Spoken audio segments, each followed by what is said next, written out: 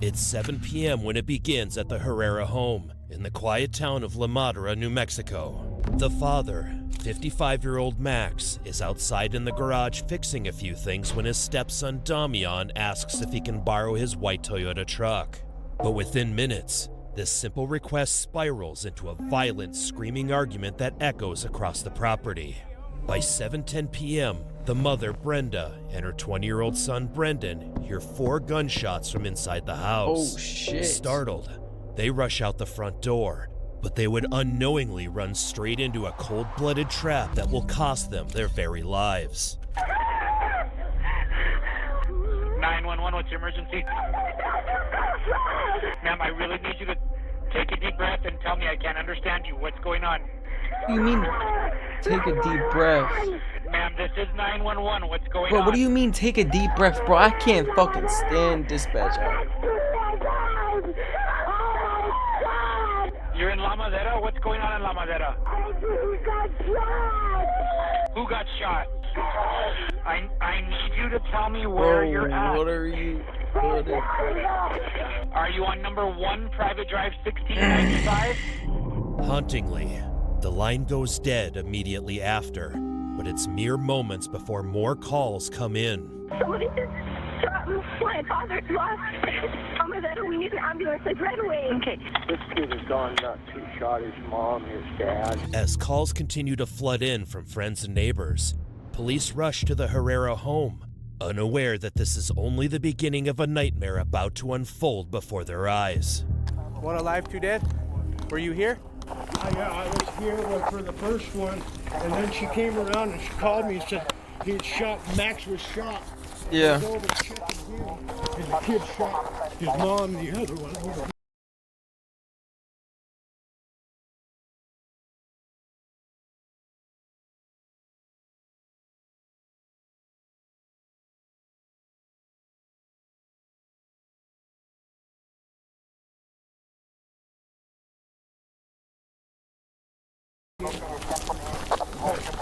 Brenda's still Yeah. making noise.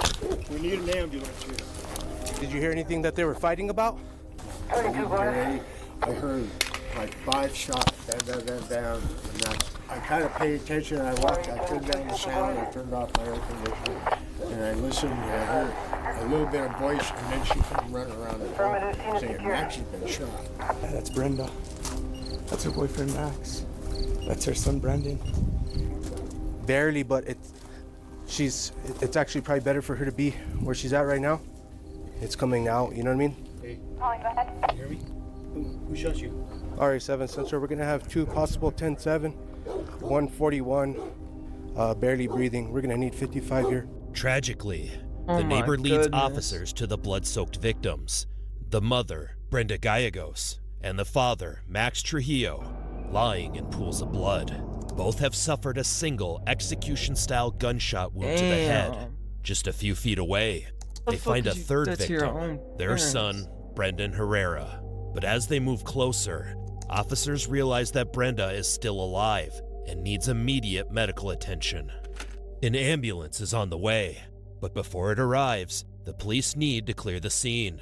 They are obviously dealing with an extremely violent and unpredictable shooter who could still be armed and anywhere on the property.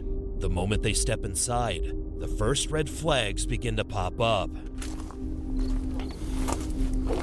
RA17 on Cephalon, RA1. Sheriff's office. There shouldn't be anything. Search department. I'm gonna go right. Sheriff's office. Get back. If you're in here, let me see your hands. Come on with your hands up. Sheriff's department. Sheriff's office. There's a room to the right. And go straight. There's some broken glass. Sheriff's office. A lot of weapons here. Sheriff's office. Let me see your hands. Rip that TV. But despite a thorough search of the house, the police find no sign of the shooter. However, they did find a shattered glass display case filled with weapons. Chillingly, a a small caliber pistol appears to be missing. A heavy sense of unease sets in. An armed and dangerous suspect has already left 3 victims behind. And with every passing moment, the chances that he is still out there, ready to strike, only grow. To track him down, officers turn to Mark, the 911 caller, hoping he can help them piece together what happened and point them to the suspect before it's too late. How you doing today, Mr. Barry? What's going on? My best friend just got killed. Who was the guy that shot? Huh? Who shot? I can't remember his name. You can't remember his name? Huh? What, you saw him shoot? It's the son. But just as they are speaking with Mark, the scene descends into further chaos when Brenda's 16-year-old daughter Carissa and other family members arrive. Very quickly, the police will learn that Carissa is in a unique position to explain the bloody scene. You're gonna have to stay over there. This is a crime scene. That's her mom. This is a crime scene. You're gonna have to go over here. That's my mom. I'm sorry, guys. My sister, please. I'm really sorry, guys. This is a crime scene. You're gonna have to stay over there, okay? Mom. We have medics. See my mom. We have the medics coming over here. Please let me see her. Please let me. We're gonna have to treat it like a crime scene, I okay? need to see my mom. I'm sorry. I'm sorry. Let me go see I gotta come over here. Let's go stand. Is that your car? Yeah. Okay, go stand over there. I'm gonna have to move my car for the ambulance. See my mom. We need Okay? to see them. You can't. You can't. There's a crime scene. My brother. He's dead. No, Damian shot him.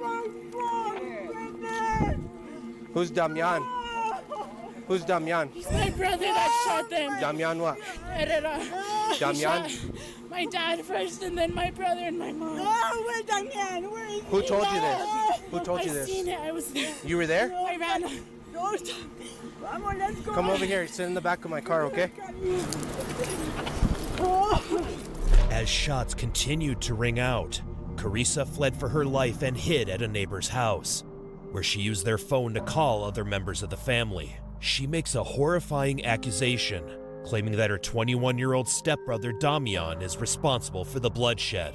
RA7 Central on 2. Suspect's going to be Damian Herrera on a gray Toyota with a headache rack, older model. I don't know.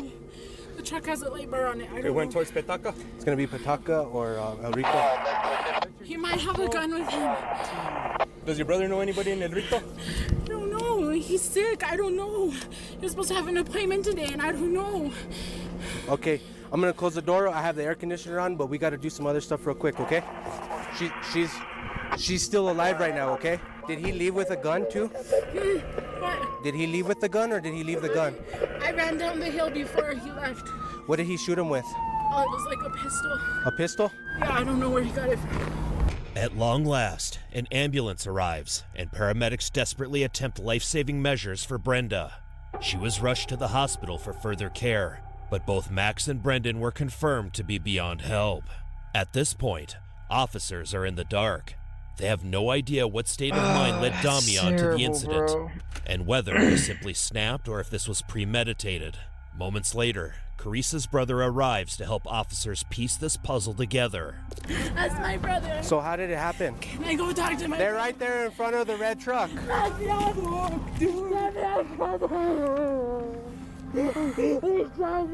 Where is he? Where did he go? Where did he go, Connie? What in what? In what? In what? In the Toyota. In the f***ing Toyota? The gray Toyota. What does he have with him? I don't know. I left before. No.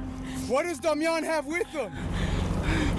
Did Damian take any motherfucking guns? He might have one.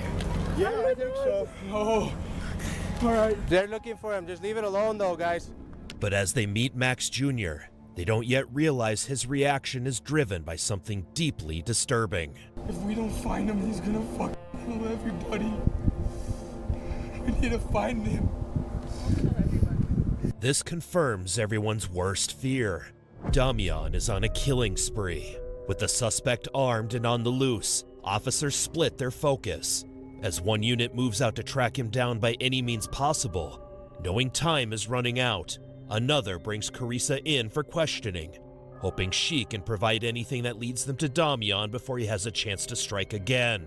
Just got back from somewhere he had left on the truck like maybe an hour and 30 minutes. And he had just got back, and my dad was talking to him about the truck because he didn't want him going out on it or anything.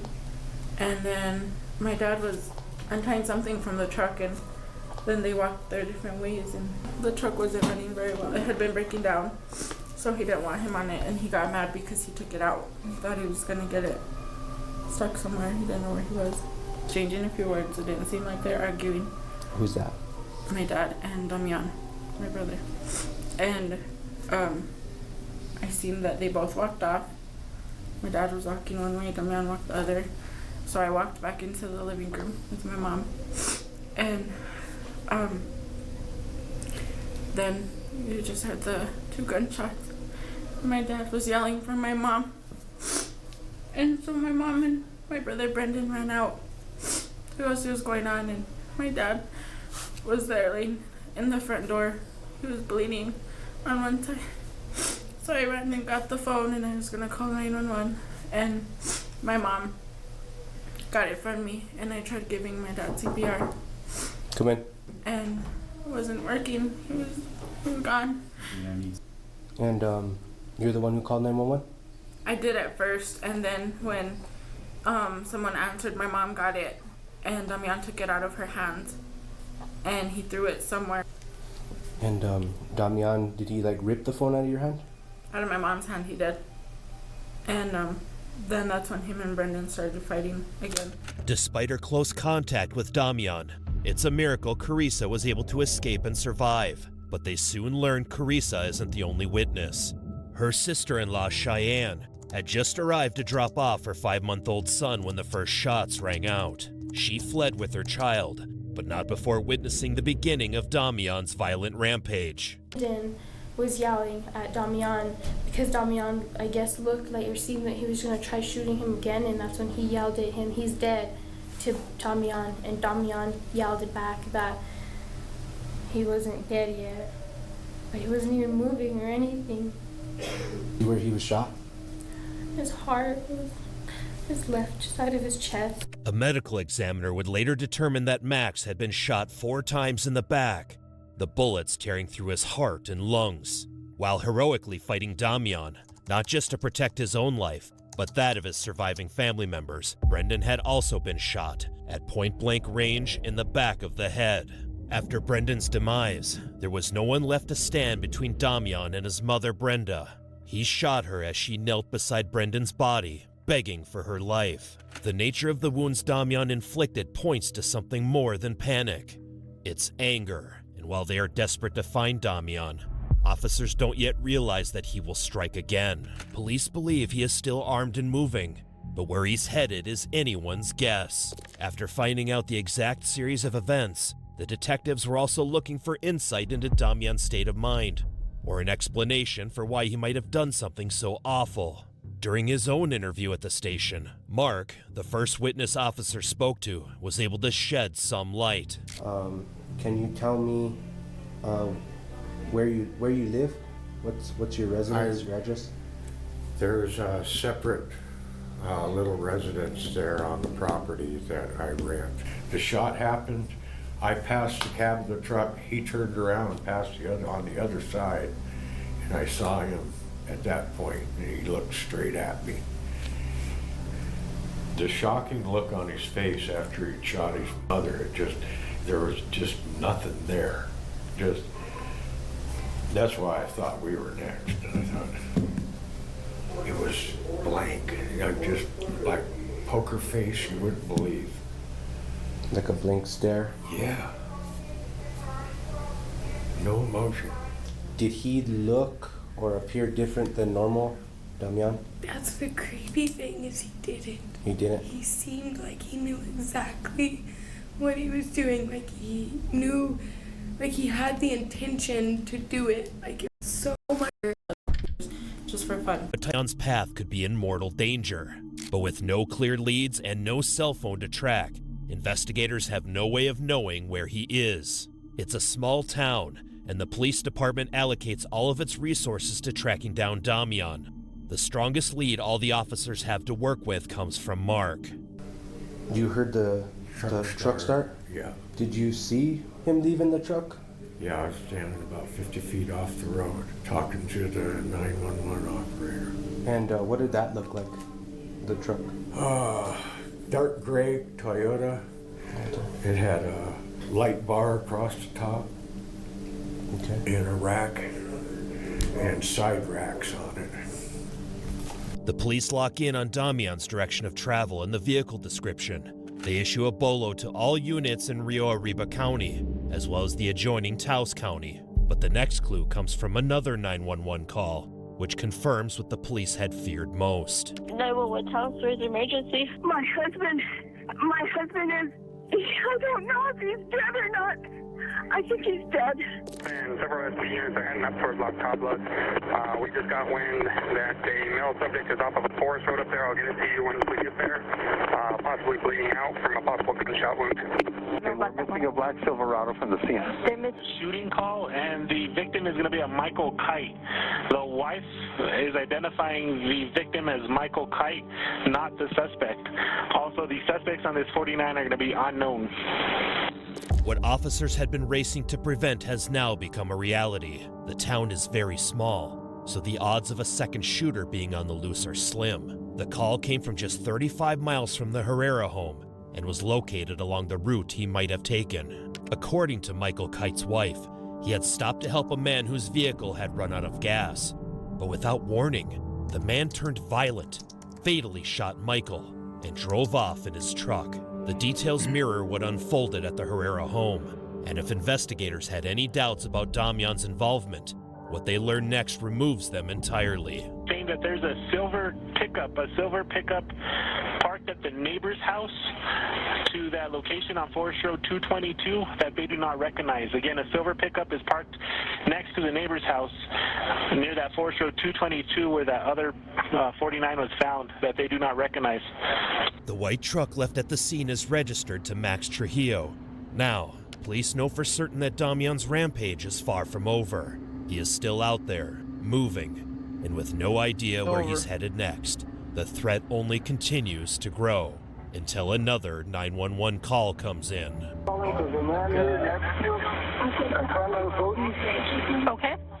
He just, he was bleeding really bad on the side that he got shot. He's on the ground. Okay, so he's bleeding and he just dropped to the ground? I think he's dead. He's dead? Yes, he's bleeding, but he's in the ground. Okay, but he was shot? Yes, and a truck just took off from Bodie's really fast. And you said this guy, you knew him. Bro, these dispatchers, like, are like, bro, they're like, their heads are like, towel, whatever's available, and I need you to compress the wound. Get something to protect stupid, yourself like, from they're the just blood. stupid, bro. There and don't let go, whatever you do, okay? Just try and protect yourself, okay? Yeah, no, he's got blanket, he's got tissue and, but he's breathing, right? So just, you're doing an awesome job. Just keep that pressure there. We don't want him to lose blood. So if they can grab more cloth, the word should be spread that there's somebody on a mass killing. Just apply that pressure. Do not release the pressure. Once again, officers arrive too late to stop Damian. Another victim down, and the same pattern unfolding. But like Brenda, he is still alive when EMS arrives, and they rush him to the hospital, fighting to keep him alive. Just like the other two scenes, Damian has already fled, and at this point, frustration is mounting. To find him, one of the first things they do is to review the gas station security footage, and what it revealed is more senseless and horrifying than anyone could have imagined. The footage shows Damian driving up to a gas pump in Michael Kite's stolen truck. Damian, now wearing a straw hat, gets out to pump gas, a ticking time bomb of violence. Moments after Damian arrives, he is joined by another man in need of gas. Manuel Serrano parks at the pump across from Damian with no idea of the danger he has just walked into. Something that immediately stands out to the police is the fact that Damian and Manuel do not interact. Not a word is spoken between the two men, but Damian's body language abruptly changes when he takes notice of Manuel. Police can only watch with dread as the following scene unfolds. Damian gets back in his truck with what police know is murderous intent. Still unaware of the danger, Manuel comes around the side of his own vehicle just as Damian's window rolls down and he takes aim.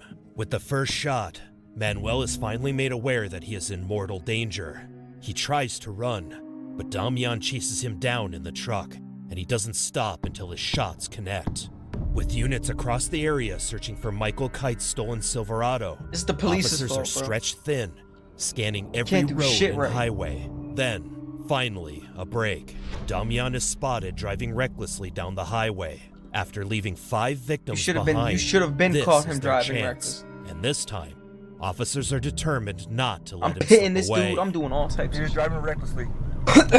He is now driving in the northbound lane passing vehicles. He's coming around the curve of 198.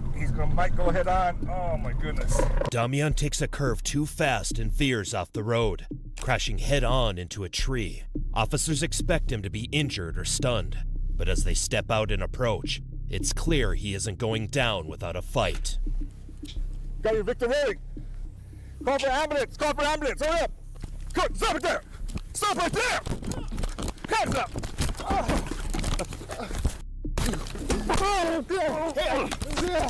Watch my back. Watch my back. I'm down. Watch my back. I'm down. Stop. Stop your oh. Hey. Get him. Get him. Hazel. Don't shoot me. Face it down. Don't shoot me, dude. Don't. Dude. Couldn't get the fuck. Oh my goodness. Like, why you're not beating the shit out of him is like losing me right now. Like, I would have been beating the shit out of him. Like,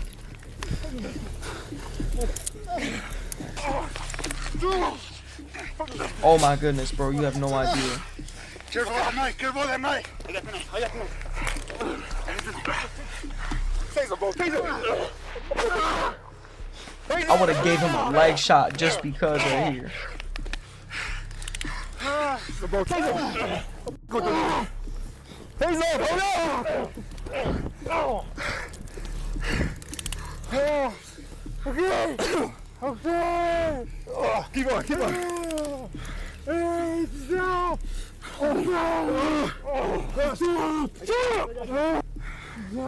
Got that one? You got the knife? Where's the knife?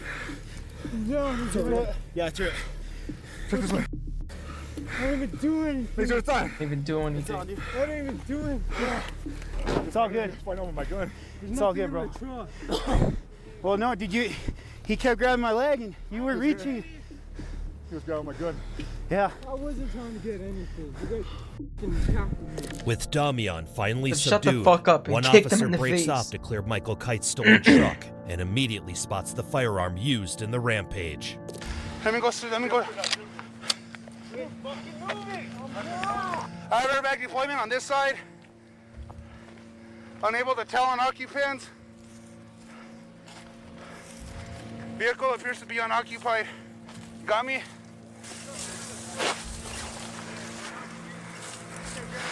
I have a 1080.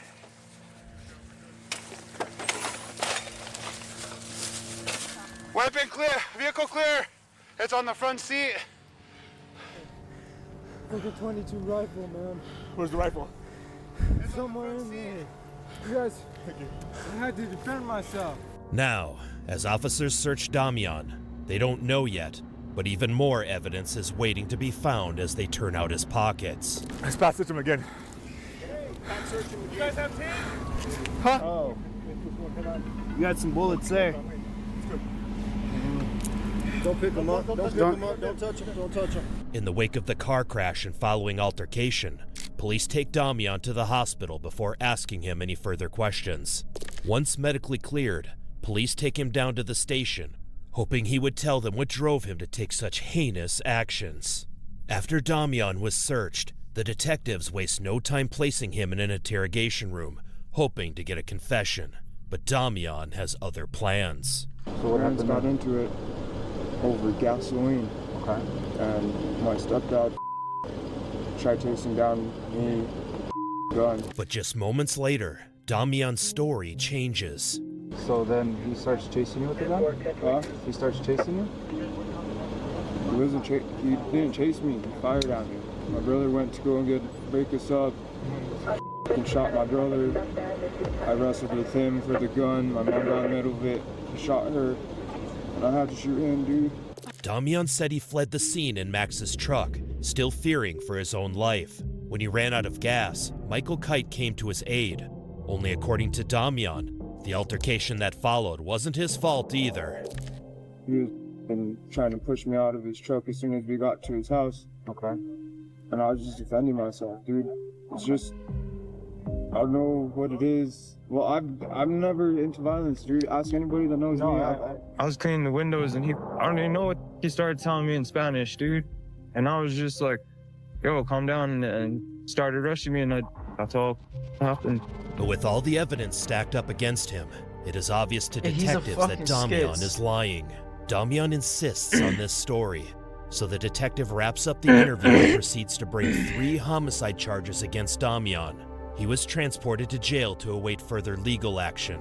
But as the case moves forward, shockingly, some members of Damian's surviving family stayed in contact and were eager to support him. You know, we believe what you say, and we are standing behind you, okay? Just stay strong, mijito, and just remember, when you start feeling funny or you have funny thoughts, just remember that you do have us behind you, and we love you, Damian.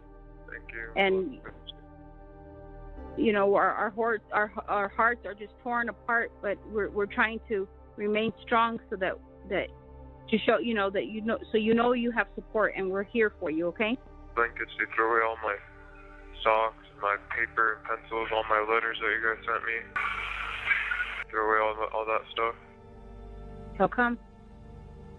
Because I got into a fight with the guard last night. His family would support him to the very end, but they don't know that he is twisting the truth once again. Security footage from the county jail told a completely different story than that of Damian, and showed what looked more like a planned assault and escape rather than a simple fight with the guards. There is no sound with the video footage, but reports indicate that for unclear reasons, the guards periodically allowed Damian to roam free outside his cell. During one of these breaks, he told one of the guards that the faucet in his cell wouldn't stop running. As soon as the guard stepped inside to check it out, though, Damian slammed the door behind him, trapping him inside.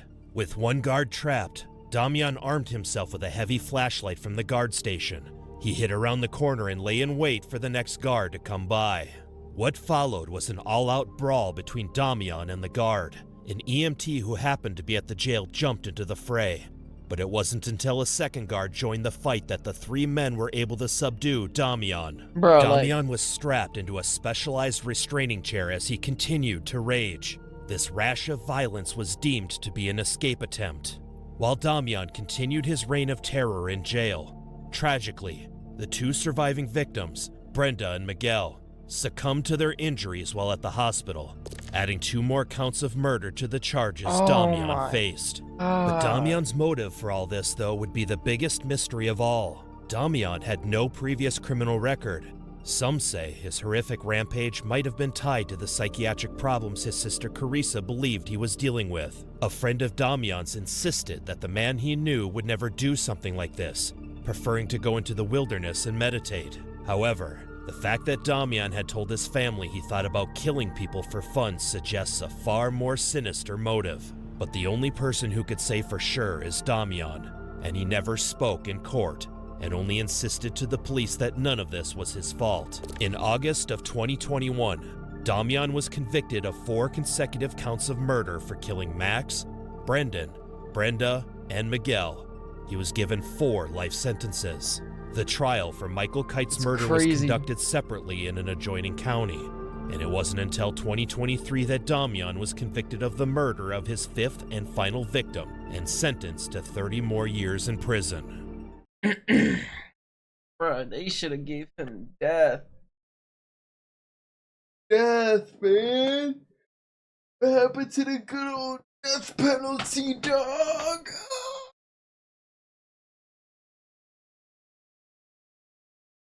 What happened to it?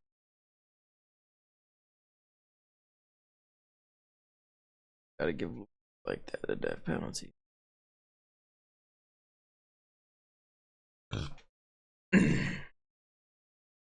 A lethal injection, bro.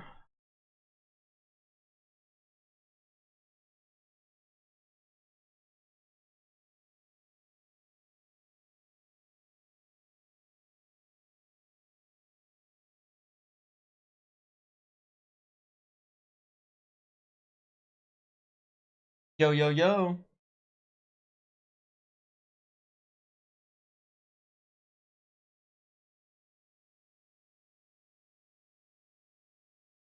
JR.